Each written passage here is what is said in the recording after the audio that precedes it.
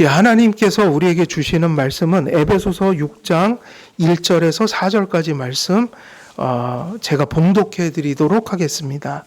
1절에서 4절까지입니다. 자녀들아, 주 안에서 너희 부모에게 순종하라. 이것이 옳으니라. 내 아버지와 어머니를 공경하라. 이것은 약속이 있는 첫 계명이니 이로써 내가 잘되고 땅에서 장수하리라. 또 아비들아, 너희 자녀를 노엽게 하지 말고 오직 주의 교훈과 훈계로 양육하라. 아멘. 예, 우리 오늘 전할 말씀은 이제 1절에서 4절까지 말씀 중에 이제 마지막 절 4절 말씀을 이제 전합니다. 그래서 바울은 이렇게 얘기를 했어요. 아비들아, 너희 자녀를 노엽게 하지 말고 오직 주의 교훈과 훈계로 양육하라. 그래서 이 말씀은 이제 자녀들에게 순종을 교훈하고 나서, 그래서 1절부터 3절까지가 자녀들이 들어야 될 순종의 교훈이었어요. 근데 그 순종은 그냥 억지로 복종하는 게 아니라 뭐에서 나오는 거라고 그랬죠? 공경하면서. 그러니까 억지 순종이 아니라 순종해야 될 이유를 알고 하나님을 가슴속에 모신 자녀들이 부모에게 순종하는 유익을 알아 자발적으로 그렇게 순종해야 되는데, 이것이 자녀들을 향해서 이게 교훈된 것이다. 근데 부모에게 순종하라고 할 때 일방적인 관계가 아니잖아요. 순종이라는 말 자체가 뭐를 전제했다고 그랬어요? 항상 순종은 어디다 대고 하는 거예요? 순종은 무엇이 있기 때문에 하는 거죠? 순종해야 될 대상에게 권위가 주어졌기 때문이죠. 그러니까 순종을 얘기하기 전에 뭐를 믿어야 되냐면, 부모에게는 내가 순종해야 될 권위가 하나님으로부터. 근데 누구를 위해서 그러는 거예요? 부모를 위해서 그런 게 아니라 정작 나를 위하여 부모에게 권위를 위임하셨으니 나를 양육하라고 주신 권한을 부모가 사용할 수 있도록 내가 수용해야 한다. 그러면 3절까지는 자녀들에게 순종하라 그렇게 얘기를 한 것이고, 근데 이것이 일방적인 게 아니라 순종은 권위를 향해서 하는 거니까 부모들이 또 해야 할 일이 있겠어요, 없겠어요? 아이들에게만 순종하라 하는 게 아니라 순종하라고 하는 순간순간마다 그 권위가 정당해야 된다고요. 그 권위가 건강해야 된다고요. 그럼 권위가 건강해야 된다는 거는 신앙적으로 하나님 말씀에 비추어 봐서, 그리고 하나님이 주신 도덕성에 비추어 내가 지금 자녀들에게 요구하는 권위를 따라오라는 그 권위가 어떻게 된다는 거예요? 정당해야 되고 건강해야 되니까, 사실은 아이들을 훈육한다는 것은 양육한다는 얘기잖아요. 권위를 내가 시행한다는 건 자녀들을 생존할 수 있도록, 그리고 자라갈 수 있도록, 신앙적으로, 도덕적으로, 육체적으로 강건할 수 있도록 이끌어가는 것인데, 우리가 가정과 결혼 공부 지금 계속 하고 있을 때 맨날 반복되는 게 그 얘기죠.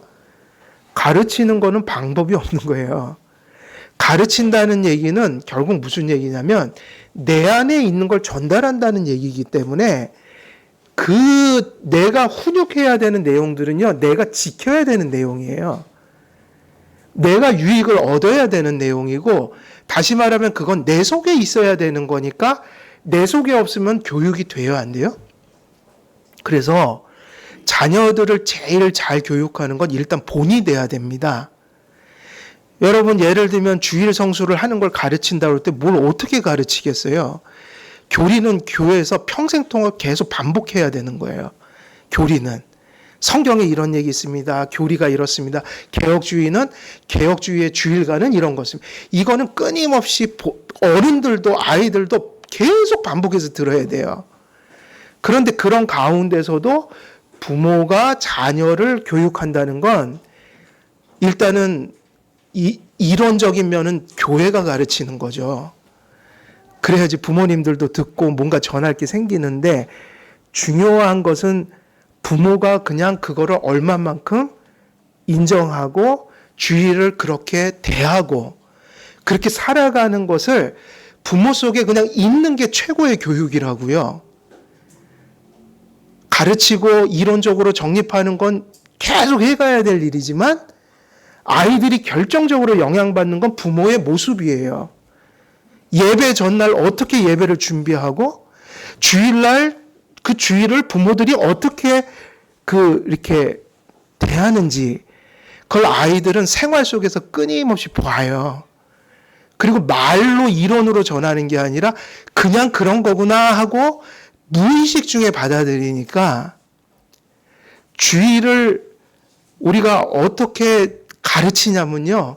그냥 부모가 대하는 주일의 모습이 그 가정의 자녀들이 주일을 대하는 모습인데 실제로는 그것도 안 돼요. 부모만큼 못하고 부모가 그만큼 본을 보이면 조금 따라가요.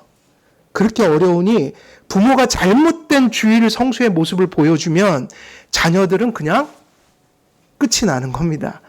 그리고 교회에서 아무리 바른 소리를 전해도 나에게 가장 큰 권위가 부모거든요. 현실에서는. 그래서 이스라엘 백성들이 누구에게 주일을 성수를 배웠다고 그랬어요? 아니 율법을요? 순종해. 특히 순종하라 이 계명을 제일 먼저 가르쳤다고 그랬잖아요. 이유가 뭐냐면 부모가 안 하면 자녀들은 교회에서 아무리 가르쳐도 현실 속에서 최고의 권위가 부모이기 때문에 부모가 모델이기 때문에 부모 속에 없는 건 자녀들도 안 하려고 그래요. 그러면서 그렇게 얘기하죠. 그걸 내가 본을 안 보이면서 하면 아니 아빠도 안 하면서 엄마도 안 하면서 왜 나한테 하라고 그래요? 요즘 아이들은 다 그렇게 따져요. 근데 그거 원래 맞는 얘기 아니에요. 부모가 못하더라도 부모는 바른 걸 가르치려고 하는 게 부모의 마음이고 원래 하나님이 그렇게 만들어 버리셔갖고 원래 부모가 본을 못 보여도 바른 소리 하면 부모가 못해도 그걸 따라가는 게 유익한 거예요. 근데 사람은 그렇게 안 되잖아요. 본을 안 보이면 따지게 되잖아요. 왜 엄마 아빠는 주일을 그렇게 하고 주일 전날 뭐 해요? 주일 전날. 주일을 어떻게 준비하세요? 주일을 어떻게 대하세요? 이러면 아이들이 그걸 보고 너 주일 똑바로 안 지켜 그러면 뭐라고 그러겠어요? 아니 자기도 안 하면서 나한테 뭘 하라고 그러세요? 이거 MZ세대는 직방으로 나오는 얘기예요, 이게. 그러니까 그게 왜 이스라엘 사람들이 부모에게 순종하라는 계명을 먼저 가르쳤냐면 하나님을 섬기는 일이 부모를 통해 가장 강력하게 전해지기 때문이에요. 그러니까 자꾸 그런 소리 하면 안 돼요. 뭐 방법이 없어서 어떻게 할 줄을 몰라서 뭐 어떻게 가르쳐야 되는 아니 가르치는 건 방법이 없죠. 왕도가 없습니다. 그거는 살아가면서 터득한 만큼 이렇게 할까 저렇게 할까 하다가 각자가 알아서 해결하셔야 될 문제고 가장 본질이라는 게 깔려 있으니까 본질이 뭐인 거죠? 본질은 부족하지만 아이들 앞에서 최대한 그래도 내가 믿는 바를 어떻게 해줘야 돼요? 말이 아니라 본을 보여야 한다. 그래서 가끔은 돌아봐야 합니다. 우리가 아이들한테 이렇게 해라 저렇게 해라 엄청 얘기 많이 하지만 내가 그거 하라고 하는 거 나는 하고 있는가? 내가 아이들에게 지금까지 어떤 학습을 시켰는가? 그거를 돌아보는 게 사실은 교회 교육을 개혁하는 최고의 출발점이에요.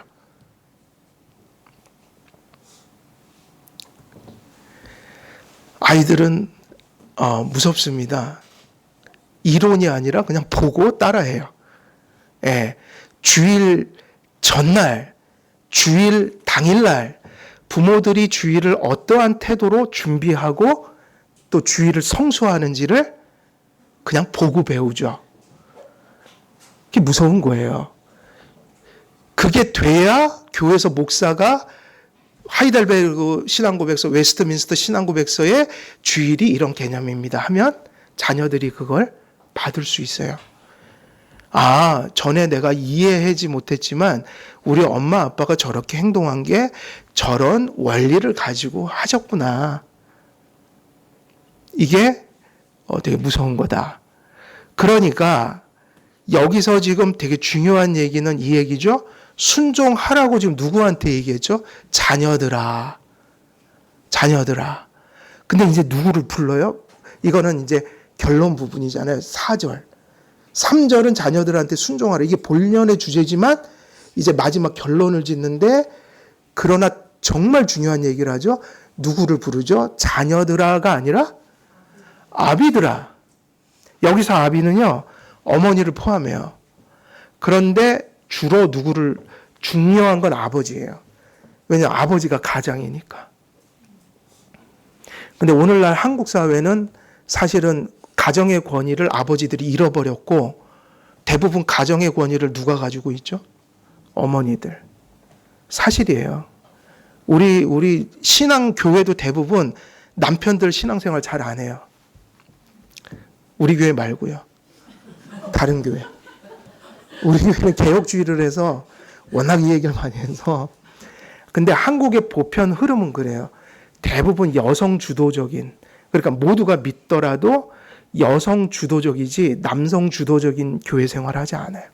그래서 결국 대부분은 아내들이 남편을 질질 끌고 다녀요. 그러면 안 되고요. 원래는 가장들이 해야 됩니다. 오늘 본문을 보세요. 누구에게 했죠? 누구더라? 어미들아가 포함되는데 어미들이 대표가 아니라 아비들아 그랬어요. 아버지들이 정신 차리고 바른 교리를 정립하고 성경 바로 정립하고 그것을 삶 속에 부족하지만 용서 안에서 추구해가는 모습을 적어도 아이들이 우리 아버지가 그렇게 살아가고 있어요라는 실제가 삶 속에 있다는 걸 인정받아야 돼요. 어디 가서 다른 데서 인정받으라는 게 아니라 우리 아버지 신앙을 누가 인정해야 된다고요? 자녀들이요. 그게 안 되면요. 기독교 교육은 끝이에요. 방법이 아니라고 그랬잖아요. 방법 갖고 되는 게 아니다. 아버지가 말씀을 품고 있어야 되고요. 그걸 존중하고 살아가야 돼요. 그래서 아이들에게 그 말씀 내가 아는 만큼 100% 못 쫓아가죠. 근데 그건 있잖아요. 50%를 쫓아가든 30%를 쫓아가든 은혜의 분량이라는 게 다르니까. 하지만 그건 알잖아요. 우리 아버지 믿음의 분량 안에서 그래도 최선을 다해서 양심을 지키고 가려고 해. 다시 말하면 신앙의 실제가 우리 부모 안에는 있어. 이걸 자녀들이 무언 중에 인정이 돼야 교육이 된다. 기독교 교육이 시작된다. 그래서 목사의 설교도 그 아이들 가슴속에 들려진다. 그래서 이게 같이 가는 겁니다. 교회 교육이 있고 가정에서 신앙을 교육해야 돼요. 근데 이게 일관돼야 돼요. 교회에서는 이 소리하고 또 아버지는 단소리하고. 이러면 안 되고요. 교회에서 원리를 전할 때 그 원리를 삶 속에서 자꾸 아이에게 소통하면서 일러주고 가르쳐주고 보충해주고 확고하게 만들어주고 하는 건 누가 해야 된다고요? 가정에서. 근데 가정에서도 누가 해야 되면 원래 가정의 가장들이 진리의 문제를 주도해 가야 된다고요. 그래서 순종하라는 말이 자녀들아 그래 놓고 이제는 끝마칠 땐 누구를 불러요? 아비들아. 아비들아. 왜냐? 아비들이 깨닫지 못하면 자녀 순종 가르친 게 수포로 돌아가요. 왜 그럴까요? 순종이 누구와 상호작용인 거예요? 무엇에 대한 상호작용이에요? 권위요. 그러니까 이제 순종이 잘 되려면 아비들이 똑바른 권위를 가져야 된다고요. 오늘날 사회가, 교회가, 또 그리고 많은 영역 속에서 허물어진 게 권위의 문제예요. 늘 강조하지만 권위주의 아니면 탈권이에요. 무서운 독재자가 아니면 그냥 마음 좋은 아저씨. 이래 갖고는 교육이 안 돼요. 권위주의도 아니고 탈권위도 아니라 뭐죠? 선한 성경적 권위다. 그러면 이 아비들아 그랬단 말이에요. 그럼 이제 이 자녀 순종에 대한 하나님의 뜻이, 이 하나님 나라의 계명이 이제 전달됐는데, 이게 잘 되려면 자녀들이 깨닫고 자녀들만 회개하는 게 아니라 누가 회개해야 돼요? 아비들이요. 바른 권위를 행사하지 못했던, 가장 노릇을 바르게 하지 않았던, 자녀들을 똑바로 교육시키지 못했던, 하나님으로 위임받았던 가장 큰 소명, 가정이요. 사회에서 잘 되고 돈 많이 벌고 지위를 높게 갖고 세상에서 많은 사람들한테 착하다는 소리 듣고, 그렇지만 뭐를 못한다고요? 아이들 교육을 하나님의 뜻대로 하지 못한다. 회개해야 돼요. 우리는 누구한테만 회개하라고 그래요? 자녀들이요. 자녀들이 똑바로 못한다는 거예요. 근데 왜 자녀들이 못할까요? 우리 책임은 없을까요? 우리 안에 없기 때문에 전달이 안 될 수도 있었어요. 지금 우리 젊은 세대들이 교회 다 떠나갔어요, 사실은. 우리는 잘 믿었다고 생각했지만 이미 교리적으로 매우 잘못된 걸 많이 가지고 있었어요. 성경이 아니라 기복신학을 가지고 하나님을 감사했고, 어떤 기준이 아니라 자기 소견대로 열심히 믿었죠. 열심히 특출났죠. 중요한 것은 아이들 책임만은 아니라는 거예요. 그래서 교육에 문제가 발생하고 자녀들에게 문제가 발생할 때 사실은 누구를 제일 먼저 돌아봐야 되는 거예요? 자기 자신이요. 내 속에 없는 것을 가지고 아이들을 바꿔놓을 수도 없어요. 사실은 답은요, 내가 잘 믿어야 돼요. 내가 잘 믿어야 이제 어떤 교육의 출발점이 생겨요. 왜냐하면 아이들에게 전해야 될 것은 다 내 속에 있는 거니까.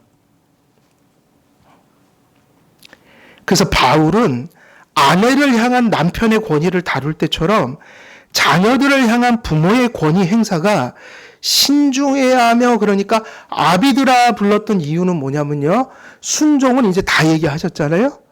그러니까 이제 뭘 얘기할 차례예요? 권위예요. 아니, 아이들이 순종을 목숨 걸고 한다 해도 권위가 삐뚤어지면 그런 권위에 순종한 게 좋은 열매가 나타나느냐? 아니라는 거죠. 그러니까 당연히 바울은 지금 자녀 순종 얘기를 하고 있는 거거든요. 근데 무엇을 얘기하냐면, 아비들아, 이제 순종을 하라는 거 다 전했는데 근데 중요한 게 남았다. 권위를 똑바로 행사해라. 그래서 오늘날 부모들이 대부분 가지고 있는 게 권위주의. 또 무슨 권위요? 탈권위. 이러면 안 된다. 그래서 지금 오늘 이 본문 짧지만 이 한 절 속에는 두 가지가 흘러가요. 직권남용, 직무유기예요. 여러분, 한마디만 얘기하면, 여러분, 이 세상에서 내가 지켜야 될 가장 중요한, 내 모든 에너지를 가장 많이 쏟아야 될 곳은 어딜까요? 가정입니다. 회사가 아니에요. 회사는 잘리면 또 얻으면 돼요. 그 직종이 아니면 다른 직종 가면 됩니다. 근데 회사 다니는 것도 무엇을 위해서 다니시는 거예요? 가정이요. 바쁘다고 자녀들에게 무관심하면 죄입니다, 죄.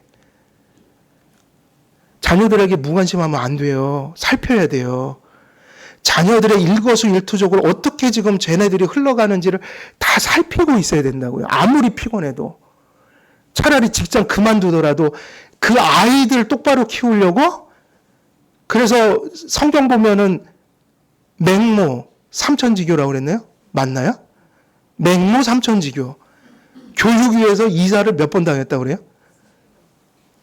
근데 요즘에 그런 개념 아니라고요. 뭐 일학군으로 가려고 이런 게 아니라 바른 교육 시키려고. 이 동네로 갔더니 못된 애들이 많더라. 본을 볼 게 없더라. 좀 본을 볼 만한 사람들이 모인 곳으로 가자. 이 개념이지. 또 오해하지 마세요. 또 일학군으로 가자는 게 아니에요.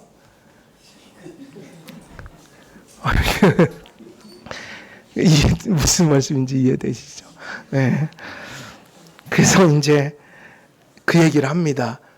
권위가 바르지 않으면 아이들이 바른 신앙을 가져도 또 잘못된 인도를 받을 수 있으니까 우리가 아이들을 교육하는 길은 결국은 순종하라는 얘기는 뒤집으면 내가 권위를 똑바로 행사해야 된다는 얘기에서 만나요. 그렇잖아요. 순종하려고 하니까 또 못된 것도 따라간다고요. 그런 말 잘 듣는 아이들이. 그러니까 바른 거를 가르쳐 줘야 되거든요. 그래서 권위 행사가 어때야 된다? 신중해야 된다. 그 교회에서 벌써 옛날부터 이 나라에 기독교가 들어올 때 에베소서가 있었을 거 아니에요. 우리가 평양 대부흥운동 이런 거 자랑할 게 아니라 그때 기독교가 들어왔을 때 에베소서가 없는 성경이 들어왔나요? 있는 성경이 들어왔나요? 그럼 그때부터 이걸 고민했어야 돼요.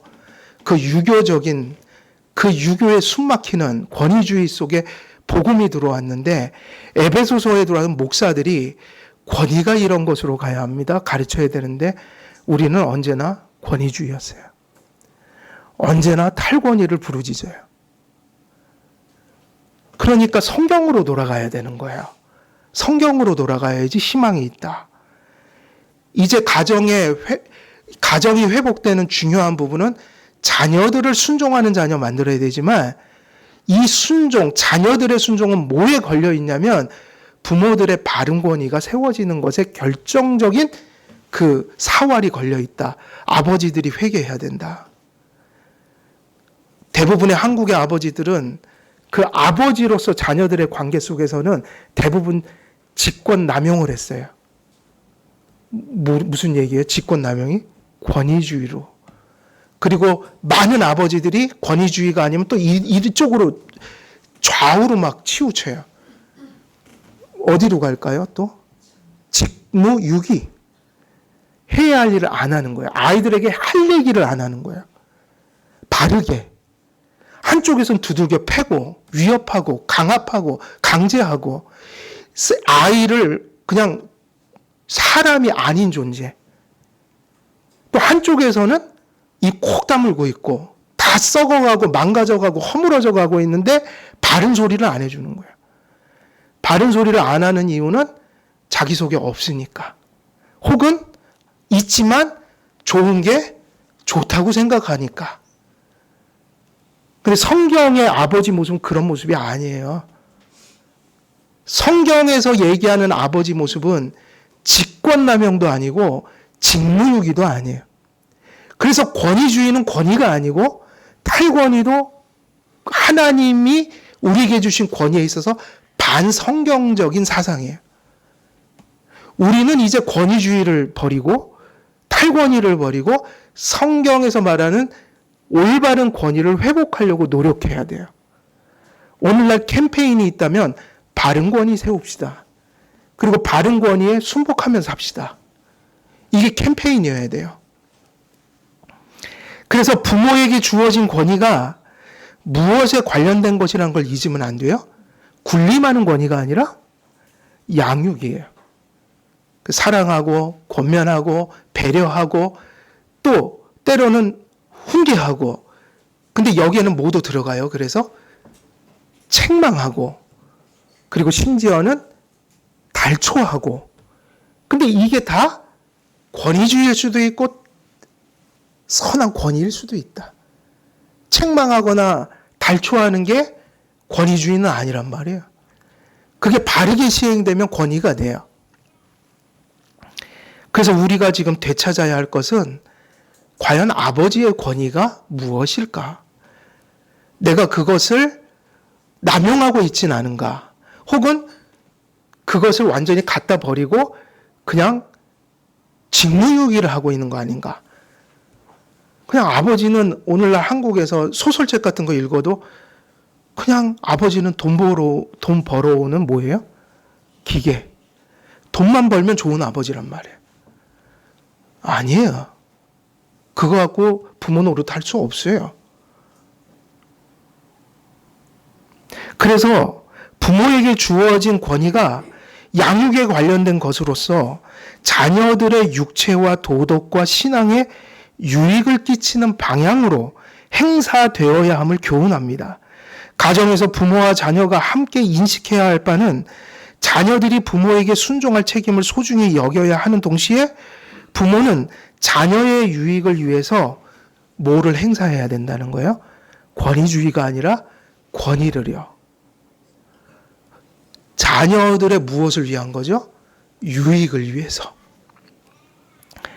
부모의 권위는 자녀들을 위해 하나님께서 뭐 했다는 것으로 이해해야 돼요?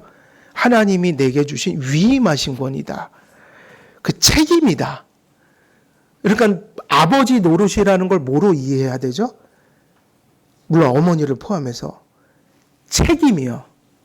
막중한 책임. 세상에서 우리가 해야 될 일들이 많은데 우선순위로 따지면 다른 모든 일은 그거 위해서 존재한다. 그래서 이것은 남용이 돼서도 안 되고 뭐가 돼서도 안 될까요? 유기가 돼서도 안 되죠. 바울은 바른 권위를 훈계하기 위해서 아까 말씀드린 것처럼 아비들아 먼저 불렀어요. 이 표현은 어머니도 포함합니다. 왜냐하면 영어나 헬라어나 맨이라는 게 사람을 의미하잖아요. 남자만 의미하는 게. 그래서 이건 사람이에요. 그러니까 아비들아 부르면 어머니가 포함된다. 근데 누굴 대표로 해서 하죠? 우리가 앞에서 이미 얘기했죠? 남편들에게 권위가 있다고요. 지금 우리는 노력해야 합니다. 그게 깨져 있기 때문에 사실은 아내분들의 역할이 중요해요. 남편분들이 바른 권위를 행사할 수 있도록 도와주셔야 돼요. 심지어는 남편 노릇을 못하더라도 그분이 그것을 잘할 수 있도록 도와줘야 돼요. 이건 당신 역할이야. 내 도와줄게. 당신이 해. 한국은 이게 다 깨져버렸어요. 질서가 다 파괴됐어요. 그래서 이 얘기 자체가 들리질 않는 거예요. 아비들아. 뭐 아내는 뭐 부모가 아닌가? 이 얘기부터 나오는 거예요. 아니요. 부모를 얘기하는 거예요. 근데 그 부모에게 있어서 부모라는 한 몸이라는 거에 있어서 질서가 있잖아요. 질서. 사실은 아버지의 역할들이 해야 할 일들이 너무 많아요. 근데 이미 그게 불능의 상태가 된 가정이 많아요. 많아요, 진짜. 그래서 아비드라라는 표현을 썼지만 이 표현은 어머니도 포함된 것으로 보아야 하지만 강조점은 누구에게 있다고요? 이미 부부관계를 다 설교했잖아요. 사실은 가정의 머리는 남편이에요. 근데 그 남편은 이런 얘기하면 또 남편들이 권위주의에 또 그 빌미를 삼으려고 거봐 교회에서 남편이 머리래잖아. 또 그 짓을 시작하는 거죠. 양말 픽픽 던져놓고 야, 물 한 그릇 떠와 이러면서 목사님이 머리래. 이러지 마시고요. 좋은 아버지가 돼야 돼요. 그러니까 강조점은 아버지에게 있음도 간과해서는 안 됩니다. 바울은 이교 세계에서 회심한 성도들과 교회들이 부모의 권위에 있어서도 새 사람이 된 부모들로서, 그러니까 여기서는 불신 도덕 수준을 얘기하는 게 아니라 거듭난 부모니까 거듭난 부모답게 자녀와 관계 맺어라. 그러니까 우리는 지금 이 얘기를 복음 얘기하는 걸까요? 도덕 얘기하는 걸까요? 복음 얘기하는 거예요. 복음의 삶. 그래서 새 사람이 된 부모들로서 하나님의 뜻을 따라 그리스도 안에서 자녀들에게 권위를 어떻게 행사해야 하는지를 교훈하고 있는 겁니다. 회심한 부모들은 당시 불신 부모들과 같지 않아야 했던 거예요. 같을 수가 없죠. 거듭났으니까. 그들 가정에는 하나님이 없는데 그 1세기에 그 헬라 세계 속에 예수 믿는 부모가 생긴 거예요. 가정이. 그러니까 그 시대의 아버지는 대단했다고요. 그러니까 이때 회개는 그런 거 아니겠어요? 우리가 로마 사람이지만 이렇게 가서는 안 되겠다. 이렇게 가면 큰일 난다. 바울은 다른 얘기를 한다. 영감받아서 하나님 계시를 주셨는데 로마 사람들 지금까지 배워온 대로 하면 안 된다. 그러면 어땠길래요? 그 시대의 로마 시대는 가장의 그 가장이라는 지위하고요. 여기서 얘기하는 바로 그 권위주의예요. 특권. 이것이 몹시 어땠냐면 독재적이고 전횡적이어서 자녀들에게 언제나 가혹한 처벌을 내릴 권한을 가지고 있었어요. 그래서 이를 넘어서 신생아를 살해할 수도 있어요. 아버지가 마음에 안 들면 죽여. 그러면 죽일 수 있을까요? 없을까요? 있었어요. 그리고 근대화 되기 전에 청나라, 그죠? 청나라죠? 그 마지막 그 중국 황제. 그때도 아이들 버리는 관습이 있었다고요. 딸을 낳으면 버리는 거예요, 그냥. 저기 쓰레기장 같은 데다가. 왜 여러분 향수라는 영화 보면 그 향수의 주인공이 버림받은 아이죠. 안 보셨어요, 향수? 근데 어쨌든 갖다 버렸어요. 그때는 그것이 불법이 아니라 누구의 권한이에요? 부모. 그리고 어린이를 유기할 권한도 있고 자녀를 내가 맘만 먹으면 종이나 물건처럼 팔아 넘길 수도 있는 거예요. 근데 우리나라 조선 말기까지 그게 있었잖아요. 일제시대 때. 어느 집 머슴으로, 어느 집 가정부 같은 그런 하녀로 가난한 집에서 소 한 마리 받고 넘겼어요. 있었잖아요, 우리나라에. 우리나라에도 있었다고요. 이 정도가 되면 아이들이 재산이고 그냥 물건이에요. 근데 로마 시대 때는 그랬어요. 그리고 심지어는 자녀를 사형시킬 권한도 있을까요, 없을까요? 내가 봤을 때 너무 싫어요, 저 행동이. 근데 그냥 죽여버려. 그럼 죽일 수 있어요, 없어요? 있어요. 사형의 권한이 있었다 얘기예요. 예를 들면 이렇게 내가 마음에 안 드는 사람하고 결혼한다고 그래요. 로미오와 줄리엣의 그 왜 비극이 거기서 생겼잖아요. 결혼. 근데 말을 안 들어요. 이게 무서운 얘기예요. 정말 이런 게 보통 이게 결혼 이런 거 부모하고 안 맞으면 인연 끊을 수도 있어요. 지금도 민감한 사안이에요. 그런데 만약에 그걸 말을 안 들으면 가장의 권한은 거기까지 가요. 잡아다가 죽여라. 그래서 과거에는 죽이는 일이 있을까요, 없을까요? 사형을 시켰다고요. 부모에게 거역했다고 해서. 그러니까 그때의 부모는 가장이라는 말은 맞는데 머리라는 말은 맞는데 성경적 권위가 아니라 뭐였어요? 부패 속에서 나온 제도로서 그러니까 상당한 제도가 이렇게 부패성에서 나온 게 많았단 말이에요. 그러니까 이 정도로 갈 때 성경을 펴서 보면 이런 얘기가 수용이 돼요, 안 돼요? 당시 그리스도인들이 구약 성경 가지고 있었잖아요. 수용이 안 돼요. 성경은 그렇게 자녀를 얘기하지 않아요. 그리고 사도 바울이 에베소서를 써서 영감된 계시를 보내면서 안 된다고 얘기했어요. 그러면 그렇게 되면 이 사람들은 더 이상 세상적 차원에서 윤리를 따라갈 수가 없는 거예요. 세상이 허용하는 것이 법이 허용하는 것이 그들의 삶이 될 수가 없어요. 그래서 우리도 착각하면 안 돼요. 우리는 세속법보다는 더 높은 가치를 가져야 돼요. 왜냐하면 성경에는 죄인데 성경에는 죄가 아니라는 게 있잖아요. 법이 허용하니까 우리가 해도 돼요? 아니잖아요. 그죠? 그 얘기를 하고 있는 거예요. 그러니까 여기서 얘기하는 건 윤리 도덕이 아니라 하나님이 말씀하신 부모와 자녀의 관계를 얘기하고 있는 거라고요. 그렇게 되니까 부모의 권위에 대하여 바울이 이제 로마와 헬라, 당시 우리가 보통 얘기하는 그 시대의 풍속을 따르지 말라고 했잖아요. 그런 구절 많죠? 너희는 새 마음을 품으라. 그죠? 그러면서 뭐를 따르지 말라고 그랬어요? 이 시대의 풍속을 따르지 말라. 그러면서 한 얘기가 이 얘기였다고요.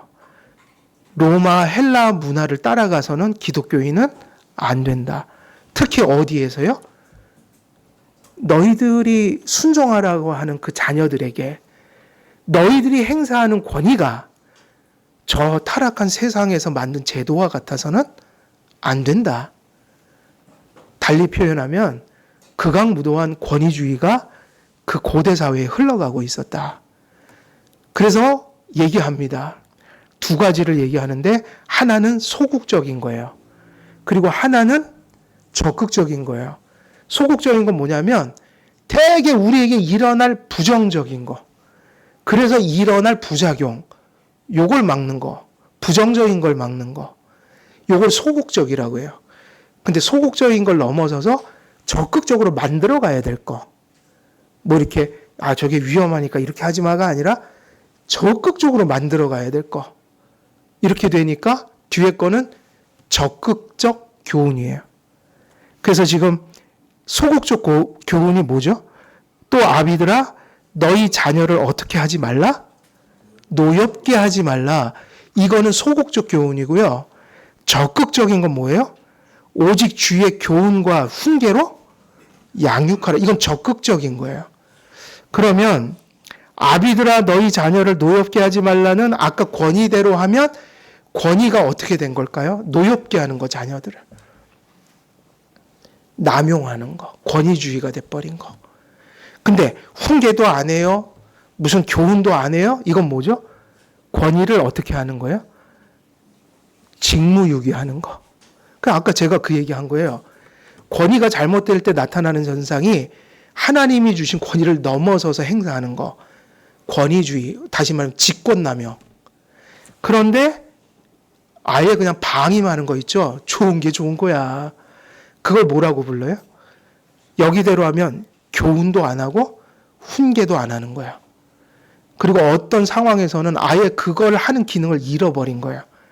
부모가 못해요. 이러면 안 된다. 그럼 이걸 뭐라고 그러냐면 직무유기. 그래서 우리의 권위가 이 두 가지로 가면 안 돼요. 직권남용이나 직무유기로 가면 안 된다. 그걸 가리켜 선한 권위를 갖는다고 얘기하는 거예요. 그래서 원래 오늘 설교의 목표는 그 전반절이에요. 소극적 교훈을 살펴보려고 해요. 다시 말하면 이런 부작용을 내지 않도록 하라. 근데 그건 보통 언제 일어나는가? 부모들이, 특히 아버지들이 여기 본문대로 하면 권위주의를 로마인들처럼 막 행사할 때. 그러면 이런 훈육은 자녀들에게 뭐를 발동케 만든다고요? 그걸 이렇게 표현했어요. 그 부작용을 노엽게 한다. 순종이 아니라 노엽게 만든다는 거예요. 그래서 결국은 순종하라는 것은 하나님 앞에 복을 받게 한 건데 훈육을 잘못해서 권위주의를 부모들이 펴서 아이들이 죄를 짓게 만든다는 거예요. 그러니까 제일 큰 부작용은 아이들이 상처 입고 이런 걸 넘어서서 노엽게 한다는 건 죄를 짓는다는 얘기예요. 다시 말하면 반항하는 존재가 되게 만든다. 저항하는 존재가 되게. 무엇에 대해서요? 권위에 대해서. 그럼 이게 왜 슬프냐면 바울이 그 얘기예요. 너희들이 똑바른 권위를 전하면서 불순종을 받으면 너희 잘못이 아니지만 권위를 잘못해갖고 자녀들이 저 지경에 이르면 저 아이들이 권위만 생각해도 치가 떨리는 거야. 왜? 잘못된 권위에 피해를 입어서. 그래갖고 권위란 말 자체를 이제 안 받아들이게 됐어. 여러분, 교회를 안 나오는 이유가 뭐겠어요? 교회를 어렸을 때 다니다가 머리가 크면 안 나오는 이유는 그냥 안 나오는 게 아니라 그동안에 배운 게 말 같지가 않아서 그런 거예요. 그리고 또 한편으로는 그런 진리적인 문제가 아니라면 어떤 문제일 것 같아요? 교회에서 이상한 걸 많이 봐갖고 상처가 된 거고, 뭐 예를 들면 분열 가운데 막 싸우는 걸 봤다든지, 내 부모가 당하는 걸 봤다든지, 또 내 부모를 보니까 장난 아닌 거야. 세상 사람하고 별 다름도 없고. 그러니까 뭔가는 그런 것이고, 그리고 교리나 말씀을 풍성하게 어렸을 때부터 전해줘서 아이들이 죄짓고 회개하고 이런 고달픈 삶을 살아가면서 뭔가 이 교리적으로 정리가 돼야 되는데 부모도 교회도 그런 걸 전달 안 해주면 이게 답이 없네 이러고 가는 거죠, 그냥. 그러니까 책임은 교회가 있는 거예요, 교회. 그래서 핵심적인 이 그 부분은 뭐냐면 이 소극적인 교훈은 권위주의에 대해서 지금 비판하고 있는 거예요. 이렇게 되면 자녀들이 노엽게 된다. 노엽게 된다. 자, 그래서 소극적으로는 부모의 권위가 자녀들을 노엽게 하지 말아야 하며 적극적으로는 오직 주의 교훈과 훈계로 양육해야 한다.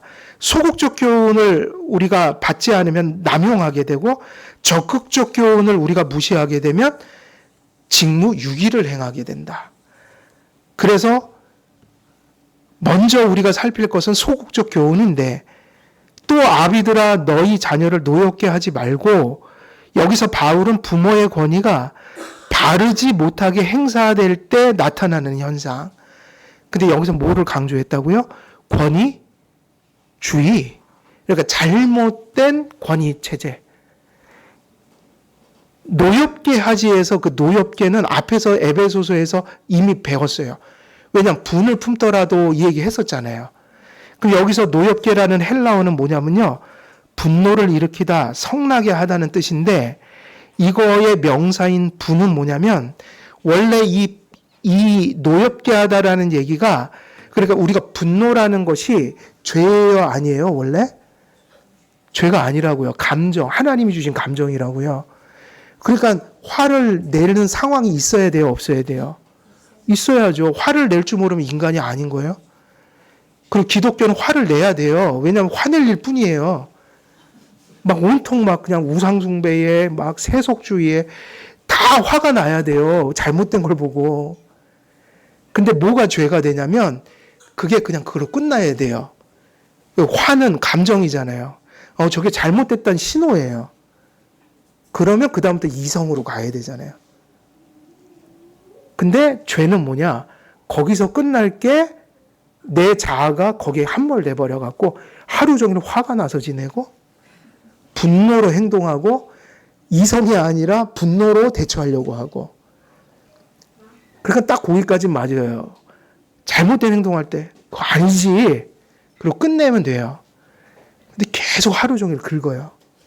막 한 달 돼도 또 끄집어내서 긁고 그러면 그거는 죄를 짓는 거예요. 분노가 분노의 선한 기능을 넘어서서 내 자아가 함몰돼서 그냥 분노하고 있는 거죠. 이걸 뭐라고 그러냐면 노엽게 한다는 얘기예요. 근데 아이들이 우리가 양육을 잘못하면 어떻게 된다고요? 처음에는 아주 그 직권남용을 처음에 막 경험하다가 아이들도 참죠. 그래서 뭐 지가 참아야지 어떻게 하겠어. 힘이 없는데. 참는데 가슴은 망가져 가는 거예요. 그래서 어떤 존재가 죄 짓는 존재가 된다. 그냥 여기서 분노에 함몰돼서 살아요. 무슨 얘기만 나오면 분노해요? 권위, 순종해. 이게 바른 길이야. 그건 하면 안 돼. 이 얘기가 틀린 게 아니잖아요? 근데 그거의 역기능을 계속 경험하다 보니까 해라 하지 말라만 막 경기를 하는 거예요. 그 권위주의야. 막 이러면서. 그러면 안 된다. 그래서 하지 말라 하라는 얘기가 권위로 나타났어야 되는 거예요. 선한 권위로. 근데 이게 축적되고 축적되니까 이제 아이들은 어떻게 됐다고요? 노엽게 된 존재가 돼 있어요. 분에 차서 사는 존재가 돼 있다. 뭐에 분이 찬 거예요? 권위에 대해서. 그런 친구들은 사회 나가도 탈권위로 가요. 그냥 권위 자체가 나쁜 거니까. 해라 마라는 무조건 안 되는 거예요. 그런 게 어디 있어요? 해라 마라가 있어야지. 부모들이 계속 해라 마라 해야죠. 근데 그게 잘못된 게 있다는 거예요. 그럼 자녀가 어떻게 된다고요? 노엽게 된다. 노엽게 되면 안 되는 이유가 뭐죠? 아이들이 죄 짓는 존재가 되니까. 그래서 그건 둘 다 회개해야 돼요. 부모가 잘못해서 그렇게 되면 부모가 회개해야 되지만 자녀들도 지금 죄 속에 빠진 거라고요. 그렇잖아요. 그렇게 돼버린 거니까 하나님, 물론 잘못된 권위를 맞이하며 내가 이렇게 됐지만 다시 선한 권위를 인정하는 존재가 되게 해주세요. 이렇게 가야지 맞는 거죠. 그래서 분이라는 말은요, 죄악이 된 분노를 의미해요. 분노는 죄가 아니에요. 근데 분노에 함몰되면 죄예요. 그래서 언제까지 분을 품지 말라고 그랬어요? 해가 지기 전까지. 분노 자체는 하나님께서 주신 감정으로 인간에게 당연한 자연스러운 감정이고 때로는 필요하고 정당한 감정이지만 타락한 이후에는 이 좋은 감정이 필요한 감정이 어떻게 돼버렸을까요? 죄가 될 수 있게 된 거예요. 그리고 우리는 대부분 분이 나면 죄를 져요. 우리가 화가 나면서도 죄 안 짓는 사람이 별로 없어요. 그러니까 이 분이 선한 것으로 이렇게 이제 가는 어떤 그런 신호 같은 역할을 대부분 잘 못한단 말이에요. 보통 이미 분이 나면 관계가 깨져 있죠. 예. 부모의 권위가 왜곡되고 남용되어 잘못된 형태로 행사될 때 이러한 권위 행사는 자녀를 양육하는 본연의 목적에 이르지 못하고 자녀들로 하여금 죄를 짓게 만들어요. 왜냐? 심성이 망가져 버린다. 그냥 권위만 나오면 경기를 하게 된다. 이렇게 만들어 놓은 건 누구 책임일까요? 혹여 권위주의를 행사했다면 그 부모 책임인 거예요. 그걸 누가 좋아하겠냐고요, 그걸. 그렇다면 남용은 어떤 모습으로 나타나는 것일까요? 그래서 몇 가지 예를 들면 남용된 권위는요, 보통 이런 데서 많이 나와요. 하나님 두지 않을 때. 여러분, 가장 중요한 거는 누구를 두지 않아서 권위주의가 꽃 피어오르는 거예요? 하나님이요. 왜 이 얘기가 중요하냐면요, 왜 권위주의와 권위의 차이는 뭘까요? 외적 형태는 다 똑같아요. 아이들을 거의 다 주도해요, 부모가. 근데 어디서 차이가 나죠? 뭐가 되면은 권위주의고 뭐가 아니면 권위주의가 아니에요? 간단하잖아요. 하나님 뜻을 따라 명령하면 권위주의가 아니에요. 하나님의 뜻을 전하는 의미에서 권위가 됐으면, 근데 하나님의 뜻과 무관하거나 하나님의 뜻이 아닌 거를 강요하면 뭐가 되는 거예요? 권위주의가 되는 거예요. 또 한 가지가 있어요. 하나님을 두지 않는 사람의 특징은 무언가 자녀들에게 명령하고 금할 때 내 권위로 하는 겁니까? 하나님의 말씀의 권위로 하는 겁니까? 하나님이 그렇게 말씀하셔서 내가 그렇게 하는 거야 라고 얘기하겠죠? 근데 권위주의적인 부모는 내가 부모니까 하라는 대로 해야지라고 얘기를 해요. 하나님의 뜻을 전하는 입장이 아니라 내게 내재적 권위가 있어서 그렇게 하라는 얘기가 돼요. 이게 가정이나 교회나 사회나 다 똑같은 얘기 아니에요? 아니, 대통령이 권위를 행사해야 돼요? 안 해야 돼요? 당연히 해야죠. 그런 게 있죠. 강제적이죠. 근데 무얼 따라하면 합법적이고 무얼 따라 안 하면 불법이 되는 거예요? 헌법의 가치. 그 하나 차이인 거예요. 그러니까 부모도 똑같아요. 우리에게 헌법은 하나님이고 말씀이에요. 그러니까 자녀들에게 그렇게 비춰야 돼요. 내가 너에게 너보다 대단해서 이런 게 아니라 하나님이 나를 그렇게 세웠고 그래서 나는 지금 노력해. 하나님이 원하는 걸 너한테 가르쳐 주려고. 그러니까 내가 좀 못났지만 좀 들어줘. 이거 내가 하고 싶어서 하는 게 아니야. 하나님 뜻이야. 그리고 내 권위가 아니라 하나님 권위로 그렇게 해야 돼. 네가 하나님 생각하면서 그렇게 해야 돼. 그러면 권위인데 내가 부모니까 너는 내가 틀린 걸 얘기해도 그냥 따라와야 돼. 이러면 권위주의가 되는 거예요. 다시 말하면 무법적인 권위예요. 사회에서 얘기하는 반헌법적 어떤 권력을 행사했다. 이게 똑같은 거예요. 부모에게도. 그러니까 누구를 안 두면 이렇게 가는 거예요. 내가 하나님이 되는 거예요. 난 부모지 하나님은 아니거든요. 그래서 내가 하나님이 되면 안 되고 또 하나 기준이 내 뜻이 아니라 누구 뜻이요? 하나님 뜻. 그래서 여러분 크리스찬 부모 노릇하려면 성경 열심히 배워야 돼요. 여러분이 성경을 알아야지 전해줄 거 아닙니까? 지식의 측면이 아니라 내가 먼저 하나님의 뜻을 깨달아야 자식에게 권위를 하나님의 뜻대로 조금이라도 더 행사할 거 아니에요. 그거에 무지하면 하나님이 전혀 말씀하지도 않은 것을 내 뜻을 하나님 뜻이라고 우겨댈 수도 있단 말이에요. 그래서 남용된 권위는요, 어디서 온다고요? 부모님들이 누구를 가슴속에 두지 않고 양육할 때요? 하나님이요. 그래서 결론이 이거예요. 누가 하나님 돼버린 거예요? 하나님이 하나님 아니라 부모가 하나님이 돼버린 거예요. 그러면 이제 권위주의가 아이들에게 노엽게 만들어요. 왜냐하면 걔네들이 생각해도 이건 아니잖아. 그러는 이건 아니잖아.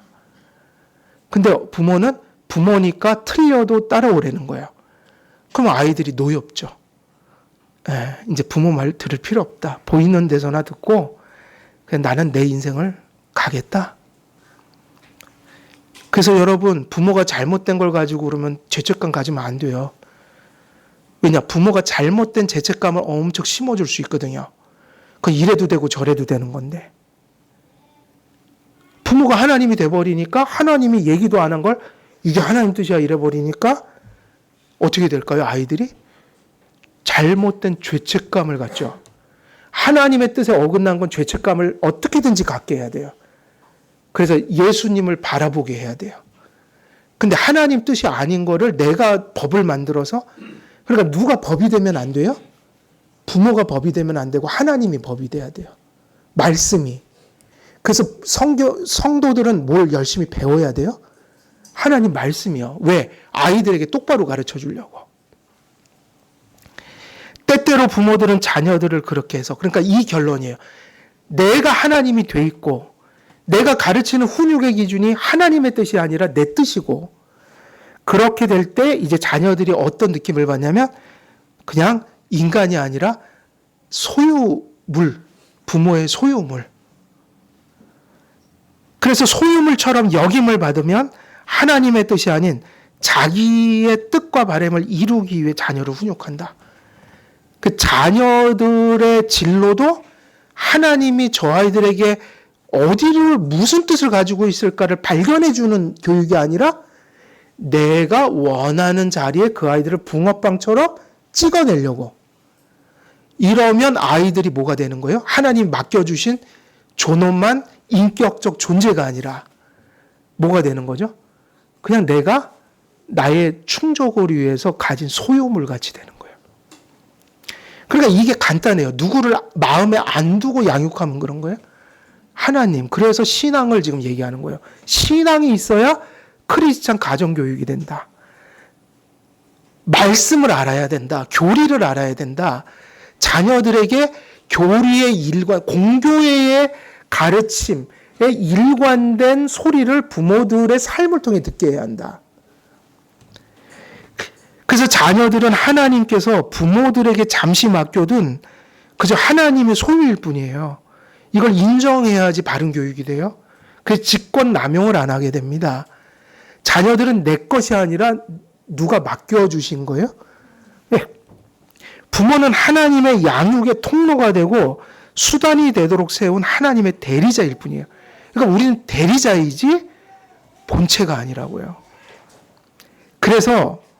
그러므로 부모의 양육과 훈육은 늘 항상 부모가 신경 써야 되는 건 무엇이 하나님 뜻일까요? 그게 말씀을 읽게 하고 교회 나와서 성경 공부를 하게 하고 그것을 인해서 기도하고, 그리고 끊임없이 생활 속에서 뭐가 하나님 뜻일까? 내가 그 말씀 배웠는데 그 말씀을 어떻게 하면 내가 이 삶 속에 끌어들여서 그걸 기대서 살아갈 수 있지? 그냥 하루 종일 그걸 고민하는 거예요. 그럼 그게 뭐냐면 하나님의 뜻을 따라 자녀를 양육한다는 의미예요. 우리는 이 노력은 안 하고 어떻게 한 방에 뭐가 될 수 있지 이걸 자꾸 물으니까 답이 없는 거라고요. 그들은 하나님의 바라시는 모습으로 성장해야 돼요.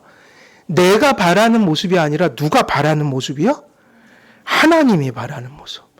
학교 가서도 내가 바라는 모습이 있죠. 근데 그게 내가 바라는 모습이 되면 안 되고, 하나님이 저 아이들이 학교 가서 어떤 모습으로 교육받고 자라가고 성장해야 할까 자꾸 상상을 해야 돼요.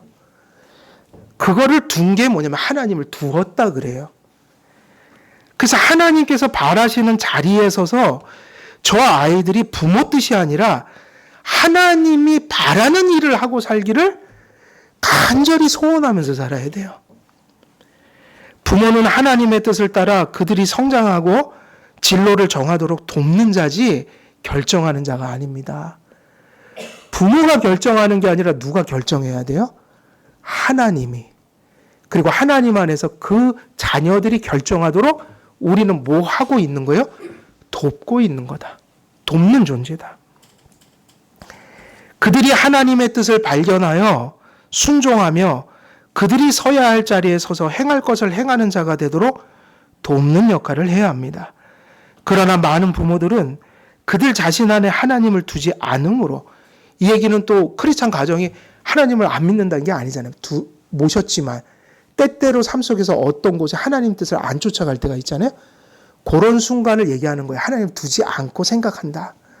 그래서 두지 않으므로 하나님께서 원하시는 모습으로 자녀를 키우려 하지 않고 자신들이 원하는 모습으로 자녀들이 자라길 바라요.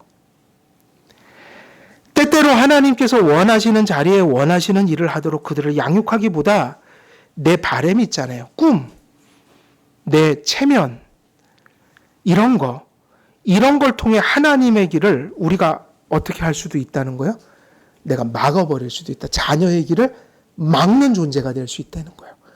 하나님은 지금 저기로 이끌려고 하는데 자꾸 내가 내 뜻을 고집할 수도 있다는 얘기예요. 그래서 조심해야 돼요.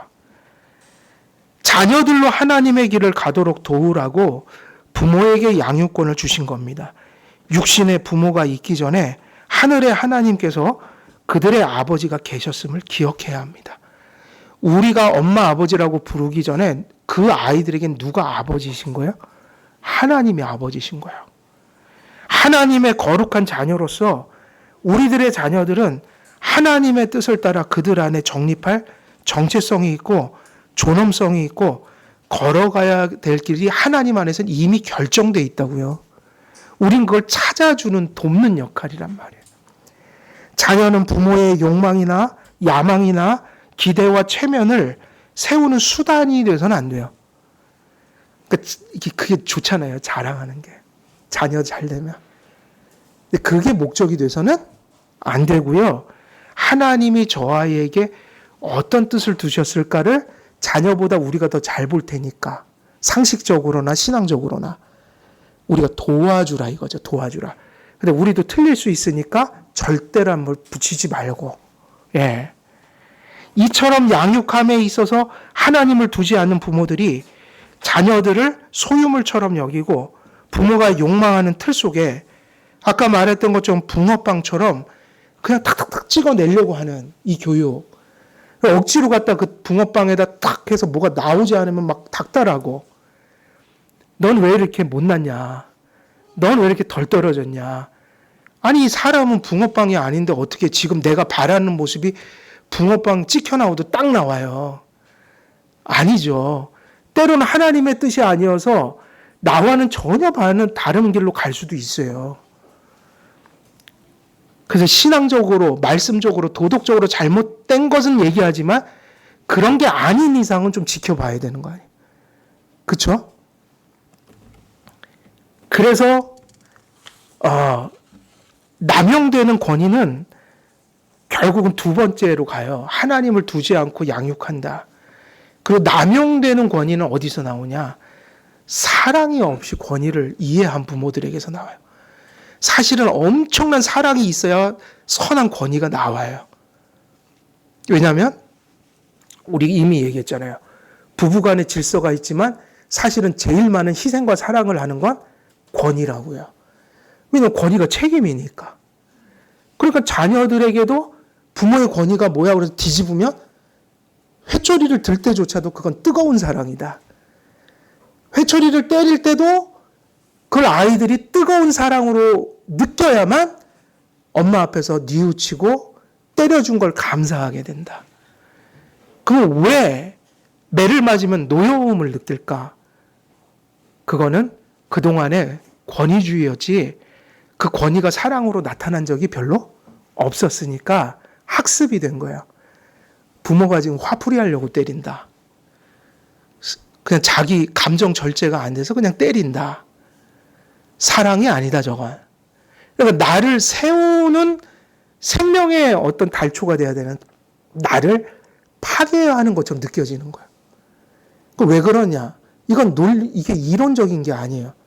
때릴 때 평소 때 사랑하면서 때리면 그렇게 느끼는데 평소 때 사랑도 안 하고 책임도 안 지고 때리면 부모가 뭔데 날 때리는데요? 그런다고요. 뭔데? 그런 소리가 잘못된 소리죠. 부모한테 뭔데 나를 때려요? 이러면 그거 거의 폐륜화예요. 왜 그러냐 그러면 이해는 되는 거예요. 왜? 지금까지 달초가 아니라 살아오는 과정 속에 사랑을 느껴보지 못했다는 거예요. 달초 속에. 그럼 뭐라고 그러냐면 왜 때려요? 그러는 거예요.